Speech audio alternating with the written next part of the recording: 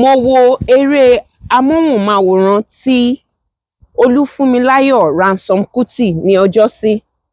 Mo sì rí wípé ọ̀pọ̀lọpọ̀ ohun wà ńbẹ̀ nínú ìtàn èyí tí a ò kà nínú ìwé tí wọ́n fún wa. Bí èmi ṣe wà yìí, mo jẹ́ ọmọ 39 years old. Àmọ́ ohun ẹyọ kan tí mo mọ̀ nípa Fúnmiláyọ̀ Ransome Kuti, òun náà ni wípé òun ni obìnrin àkọ́kọ́ tí ó kọ́kọ́ wa ọkọ̀ ní ìlú Nàìjíríà. Ṣẹ rí ìtàn yìí, àwọn kan ni ó kọ ọ́. Àmọ́ ní ọdún 2024, arábìnrin Bọ́láńlé Austin Peters, ó wá ṣe eré amóhùnmáwòrán eléyìí tí arábìnrin Kẹ́hìndé Bánkọ́lé jẹ́ ẹni tó yẹ pé òun ni lead role nínú eré amóhùnmáwòrán náà.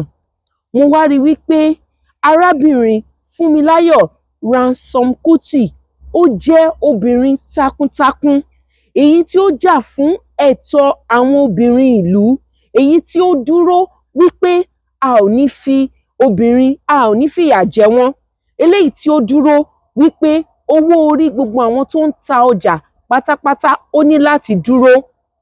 Ìtàn yìí ó lágbára lọ́pọ̀lọpọ̀. Nígbà tí mò ń wo eré amóhùnmáwòrán yìí, ọmọbìnrin mi ó sọ fún mi wípé ṣé obìnrin àkọ́kọ́ tí ó kọ́kọ́ wa ọkọ̀ ní Nàìjíríà kọ́ nìyẹn? Ẹ wá rí wípé ìtàn tí a kà nínú ìwé eléyìí tí ó ti wà tipẹ́tipẹ́, ohun tí a kọ́ níbẹ̀ nípa arábìnrin Fúnmiláyọ̀ Ransome Kuti yìí, ìtàn yìí ó ti ń lọ láti generation títí dé generation. A dẹ̀ wá rí wípé tí a ò bá sọ ìtàn wa fúnra wa, kò sẹ́ni tó lè sọ fún wa dáadáa. Mo wá fẹ́ gba ẹ̀yin olùdarí eré amóhùnmáwòrán, ẹ̀yin directors àti producer, mo wá fẹ́ gbà yín níyànjú ni. Mo mọ̀ wípé kò ń ṣe gbogbo ènìyàn ló lè direct, kò dẹ̀ ń ṣe gbogbo ènìyàn ló lè sọ ìtàn wa gẹ́gẹ́ bí a ṣe lè sọ.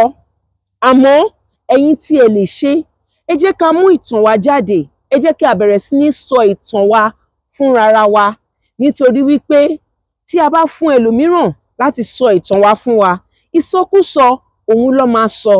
Arábìnrin Fúnmiláyọ̀ Ransome Kuti, ọ̀pọ̀lọpọ̀ ohun ni ó ṣe, àmọ́ ohun ẹyọ kan tí a gbọ́ nípa ẹ̀ kò ju pé òun ni obìnrin àkọ́kọ́ tí ó kọ́kọ́ wa ọkọ̀ lọ ní Nàìjíríà.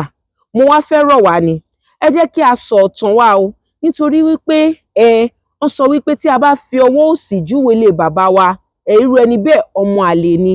Nígbà tí a bá fún àwọn ènìyàn láyè láti sọ ìtàn tiwa, a ó rí wípé wọn ò ní sọ bí ó ṣe tọ́ àti bí ó ṣe yẹ. Ẹ̀yin ará mi, ẹ rí dájú wípé ẹ sọ ìtàn wa fún wa àti fún àwọn ènìyàn wa. Ó dìgbà.